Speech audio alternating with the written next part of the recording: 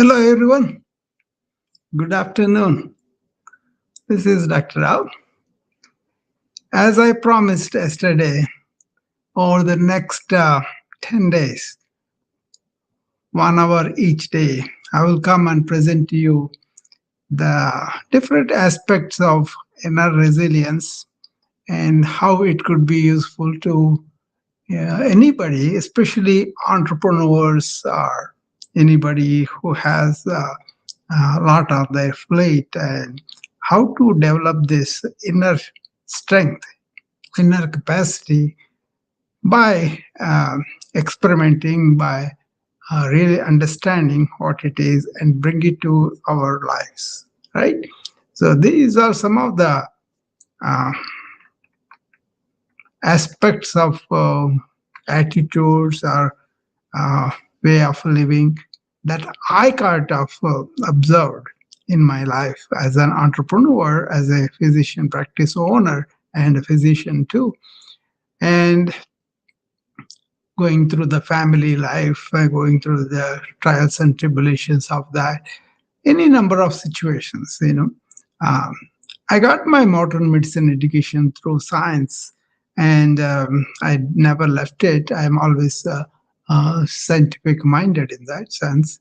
And then I kind of allowed myself to be keeping interested in finding solutions.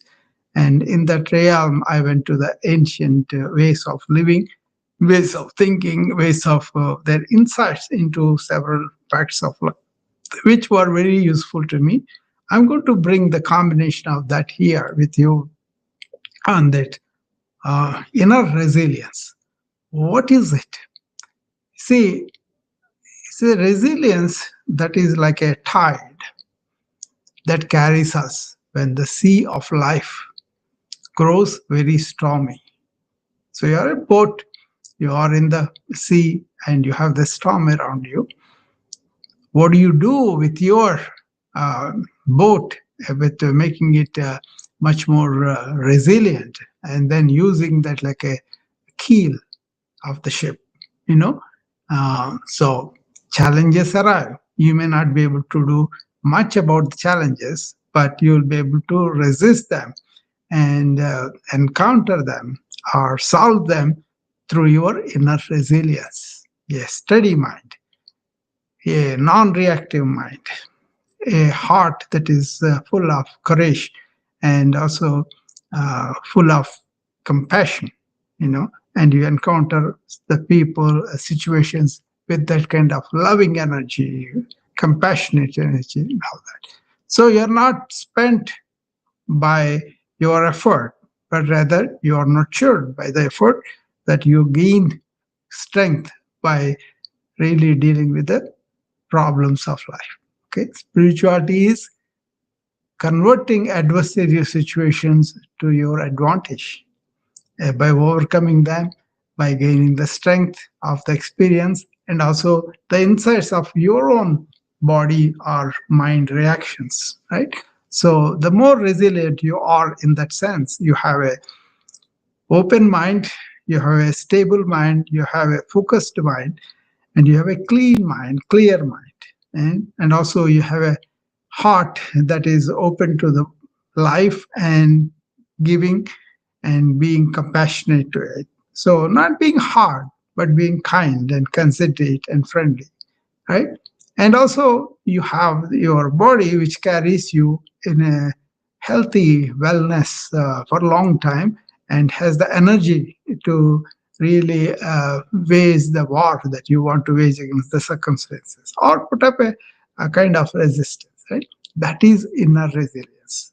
Body is strong and flexible and supple, and mind is clear, focused, and non-reactive, and heart is open, kindness, compassion, friendship, and all that. And you have the inner keel, which is the indweller or inner being your compass, guiding you how to navigate through the troubles of life. So in that situation, when I looked at the civilizations as they evolved, modern and ancient. It seems ancients had this inner orientation more because they deliberately kept the outward life simple and inward life very rich. And then with the intuitive awareness, they intuit a lot of solutions to the existential problems. There is no real reason why we should not tap into them. You don't have to belong to certain nation, certain religion, certain faith, certain dogma, but you could be truthful, what is evident to you, and apply that in your life. See, that is what I'm trying to do. So I'm going to bring in the solutions for some of the common problems that any entrepreneur or anybody who is really living in the modern world of data, thought, and all the conditionings and all that. Okay, so how do you be natural? How do you expand your horizons and use the tools of technology as tools only, but always coming from your inward base, inward self, which is resilient, to begin with. Okay, so if you have employ your mind only, that could be reactive, that could be moody, that could be down sometimes. But if you are really watching your thought and be that witness of the thoughts and emotions, you will be able to not to succumb to them that much, right? Body also, if you don't have really uh, unnatural ways of dealing with your body in terms of your diet, nutrition, hydration, exercise, sleep, or even thinking, if you have that kind of understanding, then you want to turn your mind inward and find out your inner self, and that becomes your keel of the ship, right? So that's what we're going to look at. Today is the introduction. What is in inward resilience is you are resilient inwardly, not because your body is strong, not because you have high intellectual capacity, but you kind of use them wisely, not being dominated by them, rather really taking them into your account and then using them properly, right? So there are lifestyles that if you examine, one is called bhoga in yoga, and other one is this yogic way of living. Bhoga is I am going to be here for a limited time.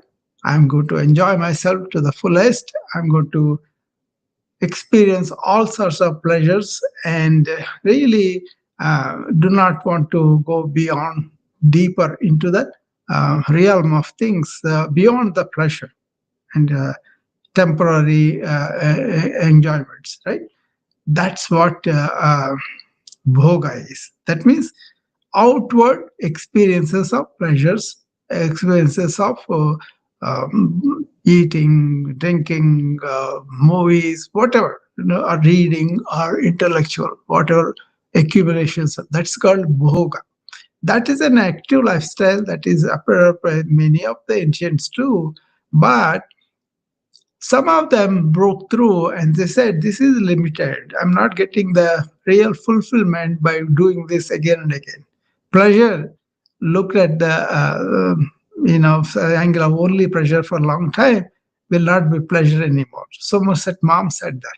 Okay, so pleasure has its limitations. It may feel good for the temporary thing, but then it doesn't have the uh, uh, fulfillment. Law of diminishing returns, we call it, right? So that is evident. And the other lifestyle is, okay, I have an instrument of body that has a mind. That is, in that sense, it's an instrument through which I will go through the life. But what is human being experience is to really have this intelligence identified within themselves and then finding out the deeper questions of why, what am I, why am I here, where am I going, what is so understanding the deeper existential issues is what the yogic people did with their meditative intuitive awareness. Okay, they're not just calming their mind down, but they're going deeper into the questions itself with the meditation, with the intuition, with the awareness, and then found a lot of answers from the library of universal consciousness. Right? Then they were truths, time tested, debated thousands of years ago, and then they said, okay, you can be heart centered person, or you can be uh, mind oriented person. Heart centered person is like an intuitive person. That is something human intelligence has, the intuition automatically detects what is the truth.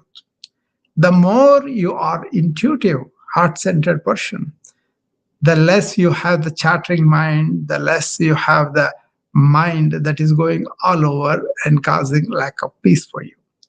And modern mind is like that, caught in that, cannot go beyond it.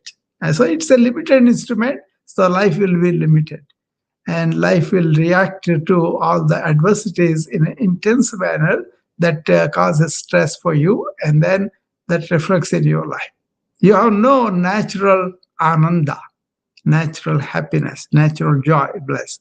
You're always calculating. You're always making things appear like, you know, what is in your perspective as the reality. And then you break through it later on with understanding. And then you kind of say, how silly I am me to think like that, right? So Bhoga is experiencing only pleasurable things, and then that way you don't even allow your mind to open up.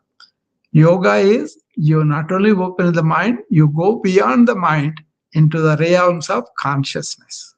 So these two lifestyles were there. And I kind of ended up in balancing both. Okay, being in a bhoga and all that, but not being immersed, overwhelmed by them, but deliberately able to develop vairagya, dispassion for them. You know, it's like you see a movie several times. How much interest you have after that? Like that, you lived life uh, and then understand the pleasure and the limitations, and not being overwhelmed by them. Still, you can have pleasurable natural activities, but not to be completely victim of that. That itself really saves a lot of energy, breeds a lot of resilience inside. And then looking at the life from the lens of the ancient lens of uh, bigger magnitude, you'll be able to handle the life's problems much better. And also, you won't be reacting, you won't be suffering the life.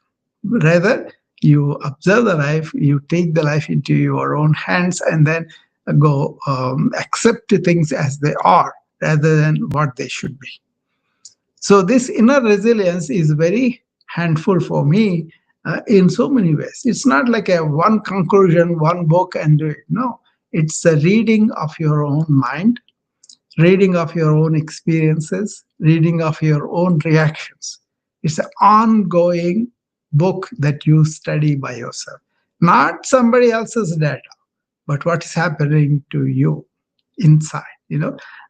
So one sage, one time, he was talking a lot, but then they thought from his knowledge they would find enormous amount of books in his room, right? So they asked them, I said, Swami, don't you read any books or anything like that?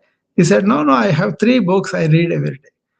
The three books are, they are in the Om too. And the three books are your wakefulness, that itself one book, how I'm interacting with the world, how am I reacting to it, what is going on in my mind and heart when I do that. That is one book during the daytime, wakefulness. And then second one is just before I go to bed or complete sleep, first I have dreams for a while before I get into the deep sleep. The second stage is dream state. Wakefulness, one stage, that is one book. Dream state is another book. And the third book is deep sleep. These three books I always have access to, which I can gain insights from my experiences and all that. Okay, so that's the way he is examining himself through all the stages that he goes through. He may have intuition about things he did during the day, and then if you reflect on them, and then if you really understand what is going on, then he can understand his own training, his own conditioning of the mind, and all that. And the reactions to that living during the daytime are the dreams, the brain trying to put itself in order. So studying that, then you can say I'm retaining a lot of reactions or experiences from the daytime wakefulness. So understanding the dreams is that. And then not having any sensation of what is going on, how deep it is, how good it is, you will understand through the deep sleep. Anyway, each one depends upon how awake you are, how conscious you are about you, everything, right? So that's the answer he gave. So studying your inner self is not like a one time thing. But when these situations come, by withdrawing from the situation a little bit and observing your own reactions, you will learn a lot about yourself. This they call Atma Vichara, finding out your own inner self, how it is developing, how it is watching, how it is taking into account. That is all self knowledge. Once you have the knowledge of your own inner being, inner indweller, that is the self knowledge that you want to develop. Then you don't have to justify, or you don't have to tell people lies about you feel one way, but you're telling people the other way just to please them. Okay, but you will truth to your inner conviction, inner, not according to some conditioning, but as a human being, as a human being who have intelligence that is awakened by keeping the memories, keeping the projections of mind, all the activities of mind at bay, and then your intelligence comes out. Okay, that is the yoga talked about. Yoga chitta vritti nirodha. That means all the modulations of the mind are stilled, and then tada drashtu swarupe avasthanam. Then your real inner self comes out. Okay, Uh, and that is the intelligence awakened. And with that intelligence, you approach any situation instead of just doing emotional reaction, but controlling that limbic system and let the prefrontal cortex come into work. The limbic system they call manas. That is reactive. That is fight or fight, and then causes sympathetic nervous system stimulation. Excessive sympathetic nervous system is the way of modern life. That's why there's so much of cortisol and other stress hormones, and that's why many of the entrepreneurs have this problem. Instead, you take a break, you take a deep breath, and you consider what is good in front of you, what you can do, what you cannot do. That is prefrontal cortex engine, or deep breathing inducing parasympathetic nervous system. So you are not reacting right away, but you are reflecting, considering the problem, and out of that, your intelligence tells you what is the right thing, and you go by that. That is the keel of the ship of your inner self, right? That is the resilient place. So the more you are going to your prefrontal cortex, which is human beings naturally evolved into, but we don't use it because we are caught up in the reactions induced by our limbic system, reactive emotional self, conditioned self. Okay, so refrain from that and be the observer at the level of the prefrontal cortex, and let the prefrontal cortex act, and then you will be able to do the correct thing. That is the buddhi. Manas is the limbic system, is all its memories, and buddhi is the prefrontal cortex. So, if you live in the sympathetic nervous system stimulation all the time, that is the modern lifestyle. A goal and some kind of reward from that, And if that is the bhoga, that's the truth. And doesn't happen like that, then you are all wrapped up. You are all reactive. You are also producing all the stress hormones. To develop this system of parasympathetic nervous system stimulation and prefrontal cortex engagement, you want to take it deep breaths and cultivate this with a lot of awareness practices that people do, right? So I'm going to introduce you to some of them if you are not doing it already, and develop a framework where we will take a problem, we'll see how we do, how a inner resilient person do, how a person who is not do, that kind of. So then you will have an insight into how to act in those situations, and hopefully you'll try those methods, experiment, and see what happens. And if it really results in something valuable to you, and I'm sure a lot of them, if they are done sincerely, they will do, at least they did in my life. Okay. So I'm a combination of science and spirituality. I am a student of both science and the spirituality. Outward science is the medical medicine and all that I read. Informatics I did, and now I'm doing artificial intelligence, understanding what it is, how it is going to be useful to spread my um, message of how to live a full life, healthy life, wellness life for a long time.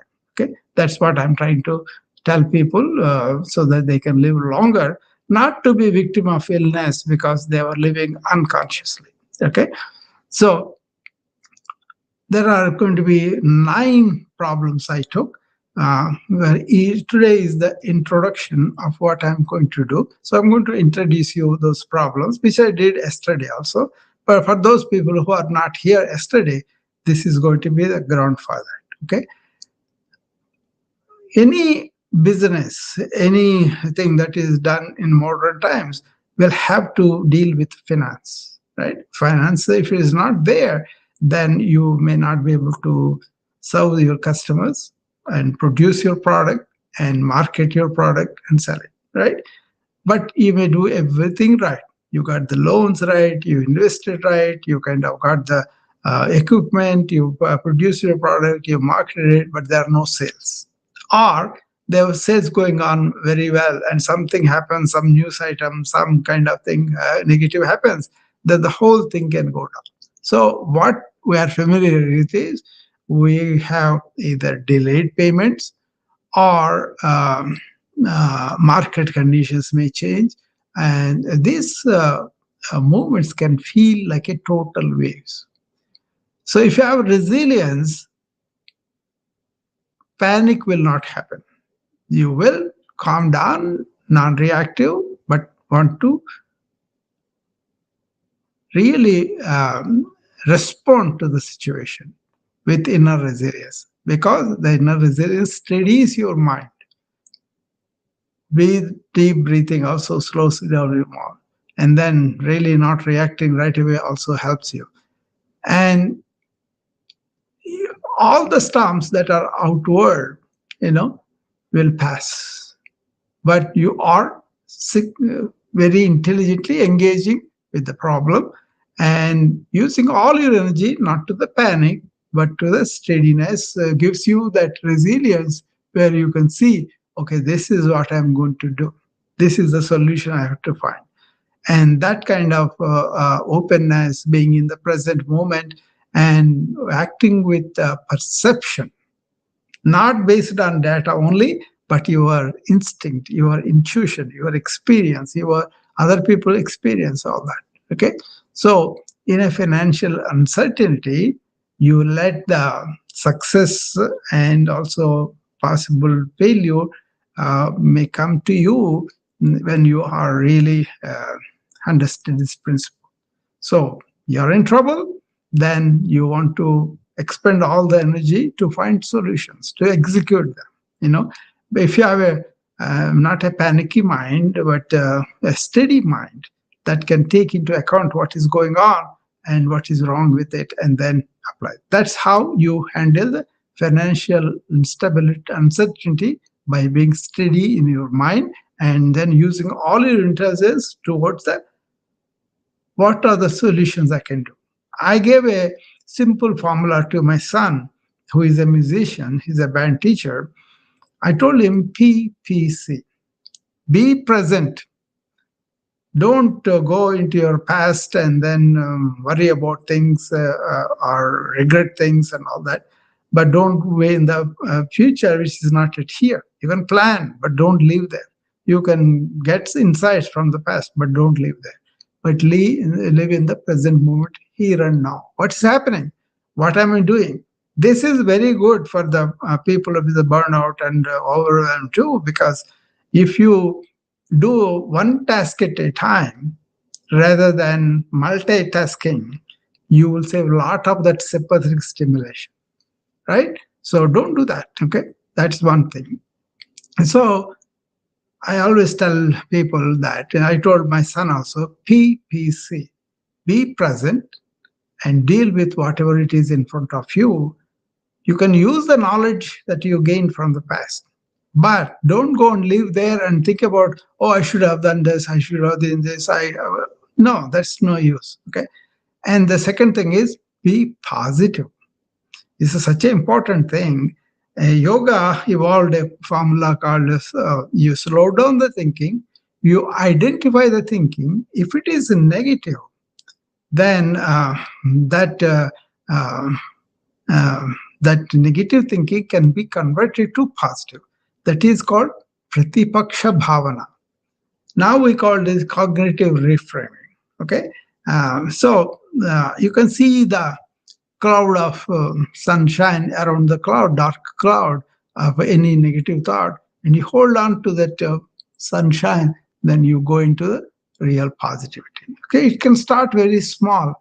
If you allow the negativity to go deeper and deeper to negative, you go into depression. But if you convert that into some positivity, maybe you think, well, this experience is good for me because I'm going to learn from this. And then use those insights for my ongoing things. Okay, that kind of thing. Okay. So Pratipaksha Bhavana is like a converting so negativity into positive. Look something positive. Okay. If at all you can say, this too shall pass, I will come out of it, I'll go better. Okay. All the storms come and go. Right. That's what we want to cultivate that. And second P is being present and positive. Second P is a positive. The C is only do the things that you can control. So the formula is PPC, present, positive, control of things. Whatever is my control, I only focus on them. Then you will start small, but you will build on them as they go on. Okay, so that's how it happens. Okay, so that formula is about dealing with this thing. But then what is the key there? Your sense of being in the present, your orientation towards the positivity in life, your sense of what can I control, let me work on them. So you save a lot of mental energy, psychic energy by doing these three things in any situation. Okay. In our list of things, the second thing after financial uncertainty, this overwhelm and burnout feeling. See, the entrepreneurial path is paved with endless tasks. Burnout creeps in silently. Exhaustion in the body, fog in the mind, and not having the passion for what you are doing. You're burned out. So this resilience teaches you pacing over racing. Don't run too fast, but pace yourself. So this inner resilience helps you, the entrepreneurs, breathe, prioritize, and keep your inner flame steady. That is pacing you want to remember. Okay? That pacing is given by the inner quietude, serenity, calmness, peace, and all that. If you are happy that you are born as a human being and you have this intelligence that you can apply to solve the problems of life, like what I always try to do and preach and teach everybody. You will be not only achieving things, but you are going to be take the negativities also in your stride and convert them to positive and then march forward. Right? Makes sense? So that is the second thing we're going to do. Today is the introduction. Tomorrow we will go into financial uncertainty in a big way. Then we'll go into the next day overwhelm and burnout. Then loneliness at the top. A lot of entrepreneurs feel this. They don't have anybody else to consult sometimes. The company's decisions are with you. Either it goes down, the ship goes down, or it sails forward is up to your decision. So you are responsible, your all your decisions. So you are lonely at the top. Nobody is there to look for, but you have to make yourself. On the other hand, you may gain more training, more understanding about issues by dealing with them by yourself. You can bring in wisdom, that's fine. But you have to take responsibility of the journey. So the entrepreneur's journey can feel like I'm standing alone on a cliff. So few can only share the burden of responsibility. Nobody wants to take that. They just want to do the job and give you that. But then you want lieutenants that kind of help you with that.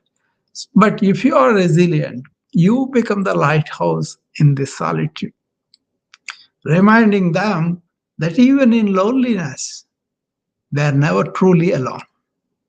The whole thing is with you. If you know you are the world and the world is you. I'm going to explain more on that on the third day when we go into that. And the next thing is, don't compare yourself with anybody. Constant comparison is the problem. Every score reveals someone else's highlight reel. You know what is happening there. See? But the heart aches for comparison. Especially if you compare, your heart feels like I'm low or I did not do as well as others. Am I enough? That question comes up all the time. Okay. And am I behind the pace of the industry or market? These questions come up, right? So resilience shifts the lens. It reminds entrepreneurs that every ship sails on its own ocean, and growth is measured against oneself, not others. Growth is measured against oneself, not others. That's the fourth one. The fifth one is, we always feel we are rejected. We are a failure. People are not accepting what we are doing. That is something people really feel that, right? So you want to understand that. I will go deep into that. Then the sixth one is fatigue of the decision making. You have to make every decision from morning till evening, then you will be exhausted. So you make countless choices every day. See, if you have clarity about what is important, what is not, then the fog will not be there. It will dissolve the fog.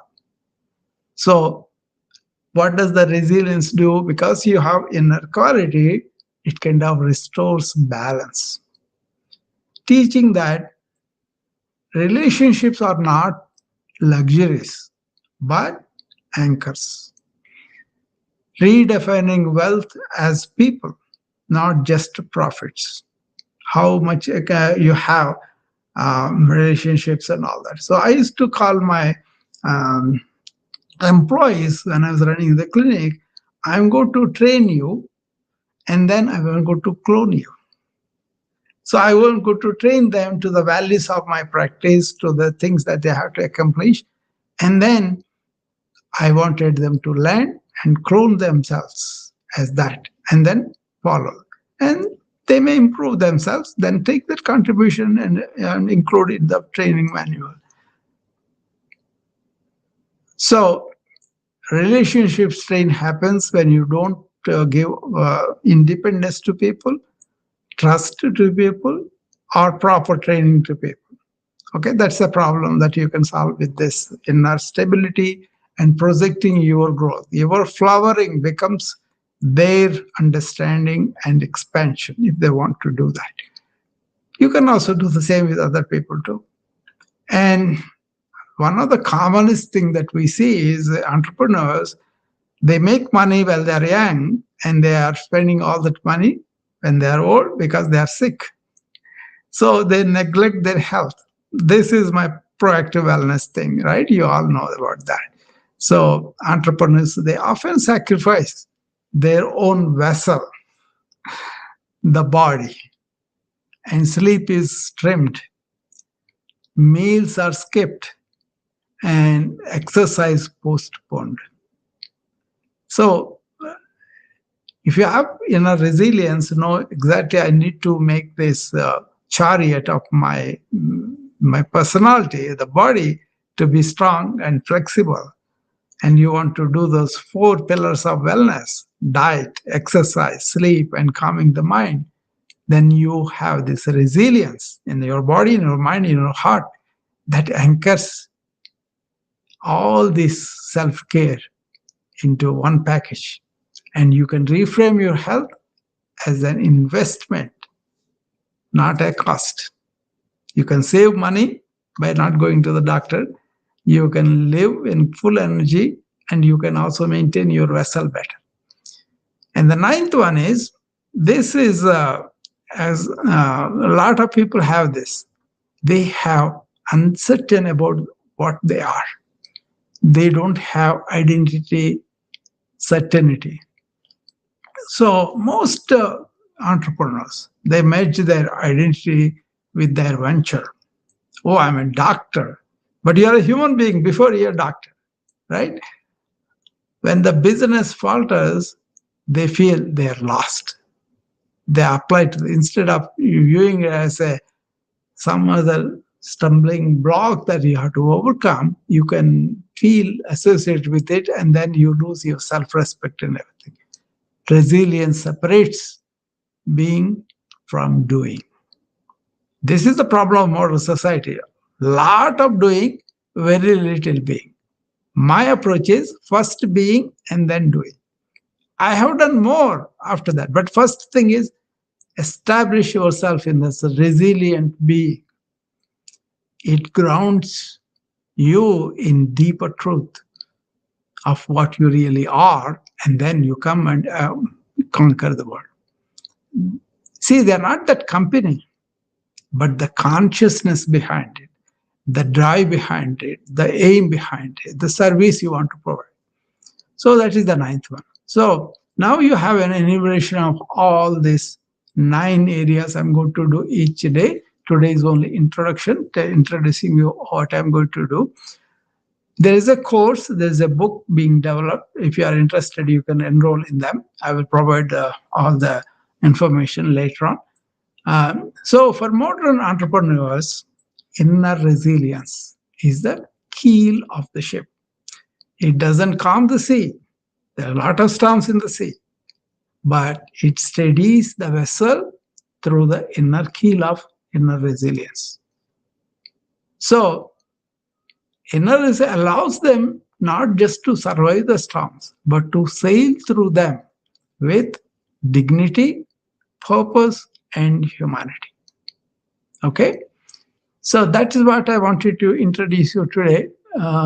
Anybody has any questions, any comments, anything you want to hear from me, you can come up and ask me about it. I'll be happy to engage you.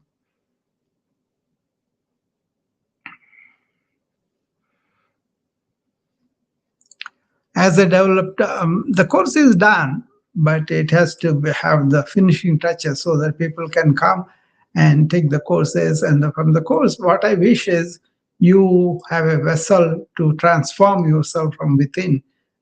So the more open you are, the more willing to transform yourself, the more it will work for you.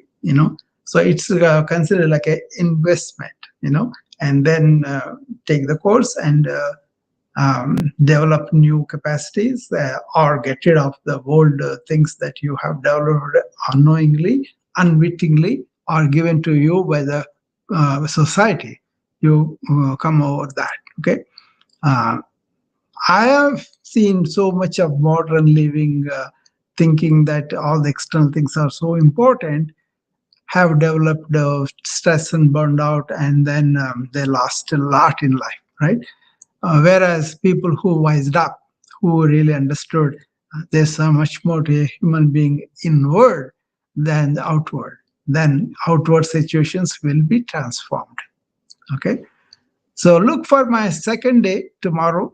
Maybe around noon I will be doing that. Rest of the time seems to be occupied. So anybody coming up, or can I hang up now? So it's up to you. I'll give a couple of minutes and then we can go from there. There are some 15 members on Mumbai. I don't know how many are there in other channels. This is one way. I'm open on the LinkedIn, yeah, YouTube, and Facebook, my group, and also Instagram. Uh, but you can also DM me anything that you want me to expand on, or not clear, or maybe something different is happening in your life. Send them to me, DMs, and then I can take them into account and talk to you tomorrow. Okay. All right. If you are happy with whatever you heard and you have no questions, I'll hang up now. I'll come back to you tomorrow. Bye bye.